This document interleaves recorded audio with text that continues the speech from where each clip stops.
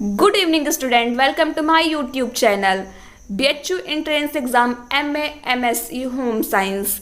आज हम आप लोगों को बुनाई और करघा वस्त्र बनाने की प्रक्रिया ये बताने वाले हैं। और बुनाई से एक क्वेश्चन तो एग्ज़ाम में आएगा ही। ऐसे जिस किसी भी स्टूडेंट्स ने मेरा चैनल नहीं सब्सक्राइब किया वो चैनल सब्सक्राइब कर दे, जिससे आपको रोज़ के अपडेट मिलते रहते हैं। चलिए अब हम लोग अपने टॉपिक की तरफ बढ़ते हैं।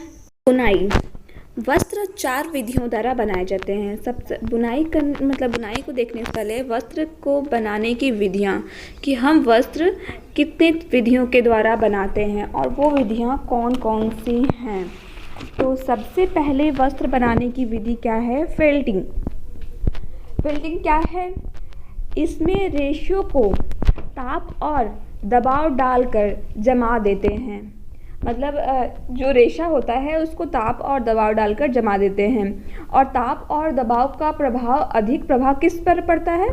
ताप और दबाव का प्रभाव अधिकतर हम लोग का हमेशा ऊनी वस्त्रों पर पड़ता है। ऊनी वस्त्रों को ताप और दबाव के प्रभाव से जमा देते हैं। इस विधि से ऊनी वस्त्र बनाए जाते हैं। नमदा, कंबल और पट्टू। ये नमदा, कंबल और पट्टू जो है फेल्टिंग विधि द्वारा बनाया जाता है। तो आपके क्वेश्चन हो सकते हैं फेल्टिंग विधि द्वारा किन रेशों पे फेल्टिंग विधि का प्रयोग करते हैं। तो ऊनी रेशों पे करते हैं। और इनसे कौन से वस्त्र बनाए जाते हैं? तो पट्टू, नमदा और कंबल, ये जो है वस्त्र फेल्टिंग विधि द्वारा बनाए जाते हैं। ठीक है। फिर नेक्स्ट हमारा है नीटिंग। नीटिंग क्या है? नीटिंग है इस विधि में एक धागे का प्रयोग करते हैं। नीटिंग बनाने के लिए जो है हम लोग एक ही धागे का प्रयोग करके, जैसे कि एक ही धागे को फंसा कर बनाते हैं, वो नीटिंग होता है। सूती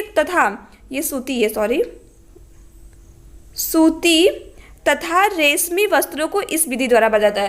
तो जो नीटिंग होता है उससे हम लोग सूती तथा रेशमी वस्त्र बनाते हैं। फेल्टिंग से हम लोग ऊनी वस्त्र बनाते हैं और नीटिंग से सूती तथा रेशमी वस्त्र बनाते हैं। ठीक है, आप लोगों को उत्तर समझ में आ गया। आगे बढ़ते हैं। ब्रेड्स तथा लेस। इस विधि में 3 या 3 से अधिक धागों का प्रयोग किया जाता है। 3 या 3 से अधिक धागों का प्रयोग करते हैं। ठीक है। इस विधि का प्रयोग सजावट के लिए किया जाता है। मतलब जो ब्रेड्स और लेस का प्रयोग है वो कपड़ों में जो सजावटी चीज़ें होती हैं उनका प्रयोग इस विधि द्वारा बनाया जाता है। ब्रेड्स और लेस इस विधि द्वारा सजावटी चीज़ों बनाए जाते हैं। और नेक्स्ट हमारा है कपड़ा बनाने का चौथा स्टेप, बुनाई। बुनाई बहुत महत्वपूर्ण है क्योंकि हमारे सारे वस्त्र जो हैं बुनाई के ही द्वारा बनाए जाते हैं। तो बुनाई हमारे लिए बहुत ही इम्पोर्टेंट है। अधिकांश वस्त्रों का निर्माण इसी विधि से होता है। ठीक है। इसमें दोनों ओर से धागा लगे होते हैं। दोनों ओर से धागा लगे होते हैं। अनुदैर्घ्य धागों को ताना कहते हैं, अनुप्रस्थ धागों को बाना कहते हैं। मतलब बुनाई की प्रक्रिया में दो धागे का प्रयोग करते हैं, ताना धागा और बाना के धागा। ठीक है, आगे बढ़ते हैं हम लोग। अब हम लोगों ने पढ़ लिया है वस्त्र बनाने की विधि। तो वस्त्र बनाने की 4 विधियाँ कौन कौन सी थी? सबसे पहले विधि थी फेल्टिंग, दूसरी नीटिंग, तीसरी थी ब्रेड्स एंड लेस और चौथी थी बुनाई। ठीक है। अब बुनाई बुनाई जो है हम लोग का वस्त्र बनाने की ये विधि थी, लेकिन वस्त्र बनाया कैसे जाता है? तो वस्त्र जो है मशीन से बनाएंगे, उस मशीन का नाम है करघा। करघे से ही हमारा वस्त्र बनता है। तो कपड़ा बुनने से पहले हम लोग करघे के बारे में पढ़ेंगे। ठीक है। करघा के पार्ट्स मतलब भाग कौन कौन से होते हैं? Warp beam. सबसे पहले वार्प बीम, इस पर भराई की क्रिया की जाती है। जो वार्प बीम होता है इस पर हम लोग भराई की क्रिया करते हैं। इस पर ताने के धागे को चढ़ाया जाता है और यह बेलनाकार होता है। जो वार्प बीम है वो बेलनाकार होता है और इस पे ताने के धागे को लपेटा जाता है। फिर नेक्स्ट हमारा है क्लॉथ बीम। नाम से ही पता चला है क्लॉथ बीम। इसमें वार्प बीम में आते हुए धागे को एक छोरे लपेटते हैं जिससे करघे में ताने के धागे पूरी तरह से तन जाए। मतलब जो क्लॉथ बीम का सबसे पहले उपयोग क्या करेंगे? जो वार्प बीम से जो धागा आ रहा है उसको लपेटेंगे जिससे कि धागा तना रहे। लेकिन क्लॉथ बीम का असली काम क्या है? कपड़ा तैयार होने के बाद इसमें कपड़ा लपेटते हैं। इसका मुख्य काम यही है कि जब कपड़ा तैयार हो जाता है तो इस क्लॉथ बीम में कपड़ा लपेटा जाता है। ठीक है, करघे का हम लोग वार्प बीम और क्लॉथ बीम पढ़ चुके हैं। ठीक है, नेक्स्ट क्या है, हार्नेस। करघे में लगा हुआ यह एक फ्रेम होता है। हार्नेस जो है करघे में लगा एक फ्रेम होता है। इसमें असंख्य तार होते हैं जिन्हें हैंडल कहते हैं। प्रत्येक हैंडल में एक छिद्र होता है जिससे ताने के धागे जाते हैं। मतलब हार्नेस क्या है, एक फ्रेम है जिसमें बहुत सारे तार लगे होते हैं जिसे हैंडल कहते हैं हम लोग, और हर हैंडल में एक एक छिद्र होते हैं जिसमें हम लोग उस छिद्र से होकर ताने का धागा जो है प्रवेश होता है। एक करघे में कम से कम 2 हार्नेस का प्रयोग होता है। आपको ये भी याद रखना होगा कि एक करघे में कम से कम 2 हार्नेस का प्रयोग होता ही होता है। 2 से कम हार्नेस करघे में नहीं होंगे। फिर नेक्स्ट हमारा है शटल। शटल में बाने का धागा लपेटते हैं। देखिए, ताने का धागा वार्प बीम में लपेटते हैं और बाने का धागा जो है शटल में लपेटते हैं। ये बहुत ही इंपॉर्टेंट क्वेश्चन है कि ताने का धागा किस में लपेटा जाता है और बाने का धागा किस में लपेटा जाता है। ठीक है, आपको इतना समझ में आ गया। हम आगे बढ़ें। आगे है कि हमारा रिड। रिड क्या है, ये करघे में लगा एक कंघे के आकार का भाग होता है। जो रिड होता है वो कंघे के आकार का भाग होता है। जब एक पंक्ति बुनकर तैयार हो जाती है तो रिड आगे की तरफ बुने हुए भाग को ठीक से बैठाने का कार्य करता है। मतलब रीढ़ का कार्य क्या है, आप रीढ़ जो है कंघी की तरह होता है। वो जो है जब हमारा एक पंक्ति मतलब एक लाइन जो है बुना गया तो रीढ़ उसको ठोक बजाकर उसके उस भाग को, बुने हुए भाग को ठीक से बैठाने का कार्य करता है। ठीक है, रीढ़ भी समझ में आ गया आपको। और देखिए, आप 5 करघे के कितने भाग हैं? करघे के 5 भाग हुए। कौन कौन से हुए? Warp beam, cloth beam, harness, shuttle और रीड। ठीक है, आपको सबके कार्य पता चल गए कौन से चीज़ों से क्या होता है। ठीक है, आप नाम के हिसाब से आपको याद रखना होगा। आगे क्या है, बुनाई की प्रक्रियाएं। बुनाई, अब हम लोग ने करघा पढ़ लिया, अब बुनाई की क्रियाएं पढ़ते हैं। मतलब कितने प्रकार के बुनाई होते हैं और कैसी बुनाइयाँ होती हैं। ठीक है, तो सबसे पहले आता है शेडिंग। शेडिंग क्या आता है? इस क्रिया में एक हार्नेस ताने में उन धागों को ऊपर उठाता है जिससे नीचे से होकर शटल को गुजरना होता है। इस क्रिया में हार्नेस जो है, हार्नेस का प्रयोग होता है। वो ताने के धागे को ऊपर की ओर उठाता है, उन धागों को ऊपर उठाता है जिसके नीचे होकर शटल को गुजारना होता है। ठीक है, मतलब शटल में देखिए, शटल में जो है बाने का धागा होता है। तो जो शेडिंग है वो शेडिंग में क्या होता है, हार्नेस ताने के धागे को ऊपर उठाता है जिससे शटल का धागा मतलब बाने का धागा गुजरता है। ठीक है, और नेक्स्ट हमारा है पिकिंग। पिकिंग क्या है? शेड बन जाने के बाद, मतलब शेडिंग, अब हमारा ताना और बाना धागा ऊपर नीचे होके गुजर गए तो एक शेड बन गया। शेड बन जाने के बाद शटल भरने वाले धागे को एक ओर से प्रवेश करता है। मतलब जब ये शेड बन गया तो भराई की प्रक्रिया होगी, तो भराई की प्रक्रिया पिकिंग करता है, दूसरी ओर से निकालता है। एक बार धागे को भराई की मतलब जो भराई का काम है वो पिकिंग करता है। ठीक है, और यह एक बार जो धागे को भरने की क्रिया को हम लोग पिक कहते हैं। ठीक है, मतलब शेडिंग में क्या हुआ, एक हार्नेस जो है ताने के धागे को ऊपर उठाता है जिससे शटल से बाने का धागा गुजरना होता है। और पिकिंग क्या है, जब हमारा शेड तैयार हो जाता है तो शटल भरने वाले धागे को, मतलब जो बाने का धागा है वो भरने का कार्य करता है वो, तो ये पिकिंग जो है प्रवेश कराता है और एक भराई को हम लोग पिक कहते हैं। इतना आप लोगों को समझ में आ गया। फिर नेक्स्ट हमारा है तीसरा, बेटनिंग। पिकिंग के बाद बेटनिंग क्रिया होती है, यह कार्य रीड करता है।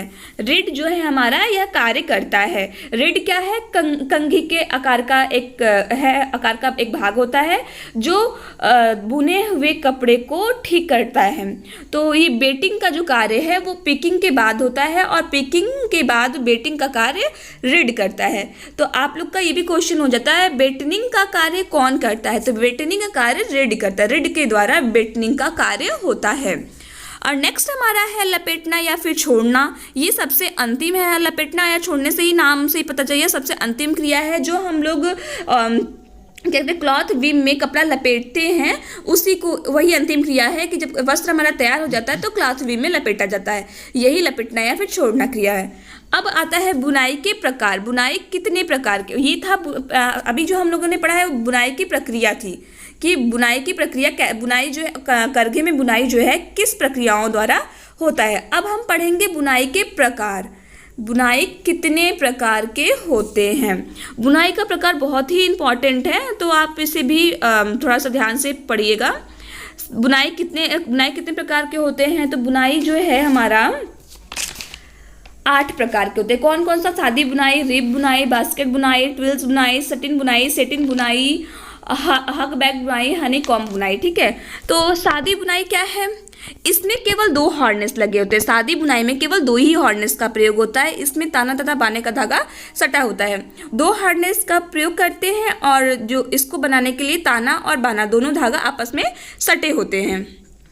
नेक्स्ट हमारा है रेब बुनाई। रेब बुनाई जो है सादी बुनाई का ही रूपांतरण है। इसमें एक तरफ के धागे को, मतलब कि जो ये है रेब बुनाई है, ये भी सादी बुनाई की ही तरह बनता है, लेकिन इसमें एक धागे को हम लोग मोटा कर देते हैं। मतलब एक धागा जो है एक धागे को, एक तरफ के धागे को मतलब कई धागे मिलाकर एक धागा मान लेते हैं, जिससे वो मोटा हो जाता है और मोटा होने के कारण इसमें धारियाँ दिखाई देने लगती हैं। ठीक है, नेक्स्ट हमारा है बास्केट बुनाई। ये बास्केट से नाम से पता लगता है, इसमें बास्केट जैसा आकार बन जाता है। इसमें ताने तथा बाने की धागों की संख्या 2 या 2 से अधिक होती है। मतलब इसमें ताने की तथा बाने दोनों धागे की संख्या 2 या 2 से अधिक दिखाएंगे। इस विधि से पर्दे, खोल और कवर का आदि बनाए जाते हैं। ठीक है, ये था हमारा बास्केट बुनाई। नेक्स्ट हमारा है ट्विल बुनाई। ट्विल बुनाई से हमारी तिरछी धारियाँ पड़ती हैं। जब हम ट्विल बुनाई द्वारा कोई कपड़ा बनाते हैं तो इसमें कपड़े में तिरछी धारियाँ पड़ जाती हैं। नेक्स्ट हमारा है सटिन। सटिन बुनाई क्या है? इससे तैयार वस्त्र को सटिन कहते हैं। इस बुनाई द्वारा तैयार वस्त्र को सटिन कहते हैं। इसमें बुनाई के बाद वस्त्रों की सतह पर ताने के धागे लंबे लंबे फ्लोट दिखाई देते हैं। मतलब इसमें जब इसमें वस्त्र बन जाता है तो लंबे लंबे फ्लोट के अकॉर्डिंग ये दिखाई देता है। सेटिंग बुनाई, ये सटिन बुनाई का विपरीत रूप है। इसमें जो सटिन है उसमें लंबा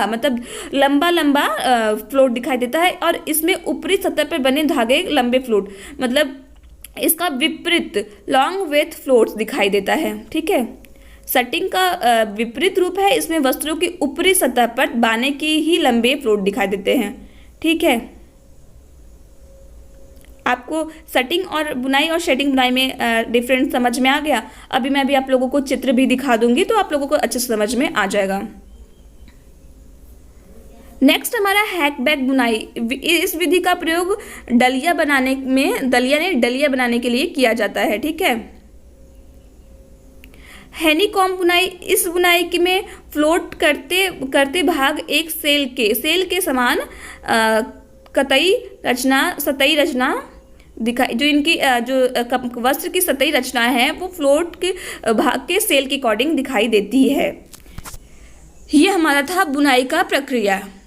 ठीक है, तो जो बुनाई है हम लोग का 8 प्रकार के होते हैं। कौन कौन से होते हैं? सादी बुनाई, इसमें ताने और बाने के धागे, इसमें 2 हार्नेस लगे होते हैं जिसमें ताना और बाना का धागा होता है और आपस में सटा होता है। और फिर नेक्स्ट हमारा है रिब बुनाई। रिब बुनाई में क्या होता है कि ताना और बाना धागा दोनों होता है। ये सादी बुनाई के अकॉर्डिंग होता है, परंतु इसमें एक धागे को मोटा कर देते हैं। बास्केट बुनाई में ताने और बाने दोनों धागे को मोटा, मतलब दोनों भागों में 1 या 2 या 2 से अधिक धागे होते हैं, लेकिन हर धागे को एक धागा मानकर उसकी बुनाई करते हैं और इसकी संरचना जो है बास्केट के अकॉर्डिंग दिखाई देती है। और बास्केट बुनाई से हम लोग पर्दे या फिर खोल, कवर आदि बनाते हैं। ट्विल बुनाई से कपड़ा बुनेंगे तो उसमें तिरछी धारियाँ पड़ जाती है। सटिन बुनाई में क्या होता है कि वस्त्र की सतह पर लंबे लंबे फ्लोट दिखाई देते हैं। और सेटिन बुनाई में सटिन बुनाई का विपरीत होता है। इसमें वस्त्र की सतह पर बाने के धागे के फ्लोट दिखाई देते हैं। ठीक है, और हक बैग बुनाई, इससे डलिया बनाया जाता है, तौलिया भी बनाया जाता है। और हनी कॉम्ब बुनाई, इस बुनाई में फ्लोट करते धागे से सेल के समान सतही संरचना बनती है, सेल के समान सतही संरचना बनती है। आपका ये हो गया बुनाई के प्रकार। आगे बढ़ते हैं। देखिए ये क्या है, ये हॉर्नेस है, ये हमारा हॉर्नेस है, हॉर्नेस का एक हैंडल। ये हमारा हॉर्नेस हो गया, ये हॉर्नेस का एक हैंडल हो गया है, ठीक है। और ये हमारा रिड है। देखिए ये रिड है। रिड कैसा होता है, कंघे का आकार का होता है। तो ये देखिए रिड है, और हर एक मतलब इसके हैंडल में छिद्र होता है जिसमें हम लोग का धागा प्रवेश कराते हैं। तो रिड ऐसा दिखता है। और ये हमारा हॉर्नेस रहा, ठीक है। अरे करघा रहा, करघा के विभिन्न भाग, वार्प बीम हो गया, वार्प हो गया, हॉर्नेस हो गया, ठीक है। रिड बैटन हो गया, ये क्लॉथ बीम हो गया। आप लोग ये हॉर्नेस मतलब करघा हो गया, करघा ऐसा दिखता है। नेक्स्ट हमारा हो गया सादी बुनाई। ये है सादी बुनाई, रिब बुनाई। इसमें ये देखिए एक धागे को मोटा किया गया है, ये वाला धागा जो है मोटा है और एक धागा जो है पतला है, ये रिब बुनाई है। ये हमारा बास्केट बुनाई है। देखिए दो या दो से अधिक धागों को मिलाकर बनाया गया, ये हम लोग का एक बास्केट के अकॉर्डिंग दिख रहा है। ये हमारा ट्विल बुनाई है। देखिए इसमें वस्त्रों की सतह पर तिरछी धारियाँ पड़ गई हैं, ये हमारा ट्विल बुनाई है। ये हमारा है सटिंग बुनाई और सेटिंग बुनाई। ये देखिए सटिंग बुनाई, ये रहा हमारा सटिंग बुनाई, ठीक है। और ये सेटिंग बुनाई है। सेटिंग बुनाई का विपरीत, इसमें बाने के धागे को बाने के धागे से द्वारा फ्लोटिंग हुआ है और इसमें ताने के धागे द्वारा फ्लोटिंग हुआ है। Thank you students. मुझे बुनाई पढ़ाने के लिए किसी स्टूडेंट्स ने कमेंट किया था, तो आज का वीडियो उनके लिए है। आप मुझे कमेंट करके बताइए आपको आज का वीडियो समझ में आया या नहीं आया। नेक्स्ट वीडियो के साथ मिलते हैं।